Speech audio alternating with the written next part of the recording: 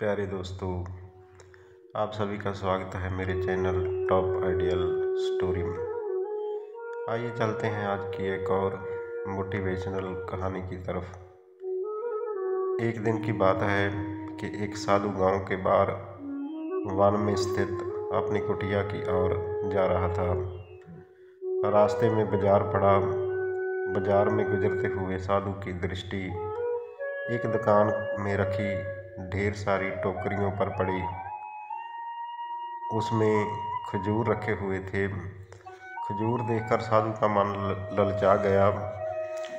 उसके मन में खजूर खाने की इच्छा जाग उठी, किंतु उस समय उसके पास पैसे नहीं थे। उसने अपनी इच्छा पर नियंत्रण रखा और कुटिया में चला गया। कुटिया पहुंचने के बाद भी खजूर का विचार साधु के मन में नहीं निकल पाया। वह उसी के बारे में ही सोचता रहा। रात में वह ठीक से सो नहीं पाया। अगली सुबह जब वह जागा तो खजूर खाने की अपनी इच्छा की पूर्ति के लिए पैसे की व्यवस्था करने के बारे में सोचने लगा।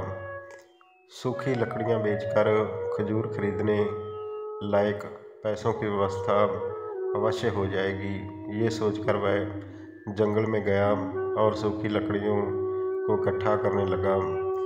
काफ़ी लकड़ियां एकत्रित कर लेने के बाद उसने उसका एक गट्ठा बनाया और उसे अपने कंधे पर लादकर बाजार की ओर चल पड़ा।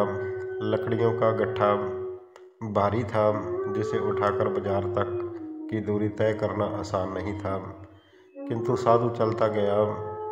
थोड़ी देर में उसके कंधे में दर्द होने लगा। इसलिए विश्राम करने वह एक स्थान पर रुक गया। थोड़ी देर विश्राम कर वह पुनः लकड़ियां उठाकर चलने लगा। इसी तरह रुक रुक कर किसी तरह वो लकड़ियों का गट्ठे के साथ बाजार में पहुंचा। बाजार में उसने सारी लकड़ियां बेच दी। अब उसके पास इतने पैसे इकट्ठे हो गए जिससे वह खजूर खरीद सके। वह बहुत प्रसन्न हुआ और खजूर की दुकान में पहुंचा। सारे पैसों से अपने खजूर खरीद लिए और वापस अपनी कुटिया की ओर चल पड़ा। कुटिया की ओर जाते जाते उसके मन में विचार आया कि आज मुझे खजूर खाने की इच्छा हुई है। हो सकता है कल किसी और वस्तु की इच्छा हो जाए। कभी नए वस्त्रों की इच्छा जाग जाएगी, तो कभी अच्छे घर की, कभी स्त्री और बच्चों की, तो कभी धन की। मैं तो साधु व्यक्ति हूँ। इस तरह से तो मैं इच्छाओं का दास बन जाऊँगा। ये विचार आते ही साधु ने खजूर खाने का विचार त्याग दिया। उस समय उसके पास एक गरीब व्यक्ति गुजर रहा था, तो साधु ने उसे बुलाया और सारे खजूर उसे दे दिए। इस तरह उसने स्वयं को इच्छाओं का दास बनने से बचा लिया।